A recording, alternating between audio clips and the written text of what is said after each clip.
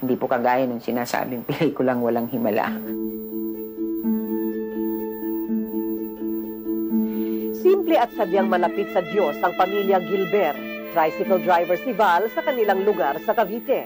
At may maliit na tindahan naman ang asawa nitong si Beth. Noon pa man, deboto na sila ng Jesus is Lord Christian Movement.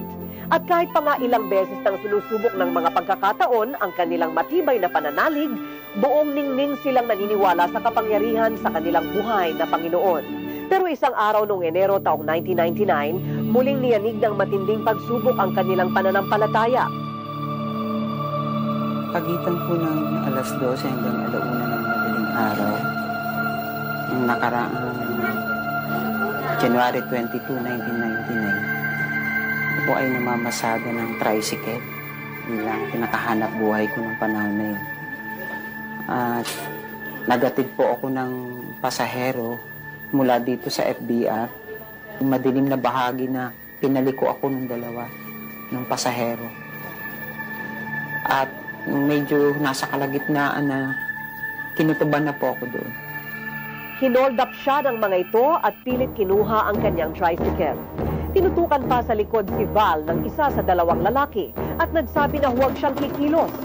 Subalit bago nila iwan si Val, inundayan muna siya ng ilang saksak pa. Saka itinulak sa madamo at ilang na lugar sa Cavite. Pagharap ko, yung pinutukan na ako. Binaril na ako, yung tinamanaw ako sa kaliwang, dito pumasok sa kaliwang mata ko. Isinugod sa Philippine General Hospital ang dugo ang katawan ni Val. Nang suriin ng tinamong tama, ay nakita ng mga espesyalista dito sa aktual na mga x-ray ni Val, ang bala na nakabaon dito pa rin sa loob ng kanyang utak. Ito ang mga aktual na x-ray ng ulo at makikita na sa laki ng bala na nakabaon dito sa gitna ay nalagay talaga sa alanganin ang buhay ni Val. Yung kanilang espesyalista, Panayang Elaine, hindi ko rin maintindihan kung bakit. Tapos nagtatalo-talo sila. Pwedeng tanggalin yung bala kasi malapit sa utak. Kasi daw po pag tinanggal, magkakrak daw po yun. Baka daw hindi namin malaman kung mawala siya o maging lantang gulay. Kasi pag bubuksan mo yung loob ng utak na ganun kalalim ang tama ng bullet, talagang sasabihin mo, there's a slim chance that this patient will live. Walang makapagsabi sa magiging lagay ni Val ng mga sandaling yon. Nakasalalay ang kanyang buhay at kaligtasan sa isang balang nakatimo sa kanyang ulo. Pero sa oras ding yon, isang liwanag ang ipinararating sa kanya ng Panginoon. Nakita daw niya ang Diyos sa isang panaginip at inuutusan siyang bumangon at ipamahagi ang kanyang mga salita sa sangkatauhan. Nag-umapaw ang puso at kaluluwa ni Val sa kaligayahan. Pagkaraan ng 24 na araw, Hindi po kagaya ng sinasabing pelikulang walang himala. Meron pong himala.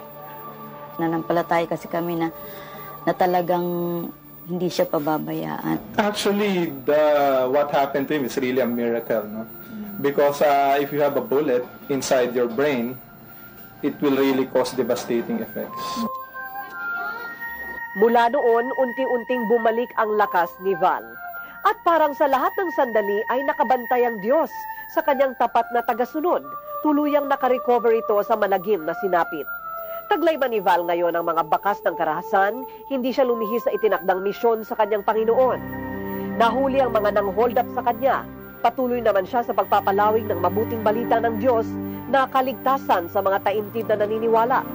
Dahil isa siya sa mga buhay na testimonya na totoo daw mayroong himala.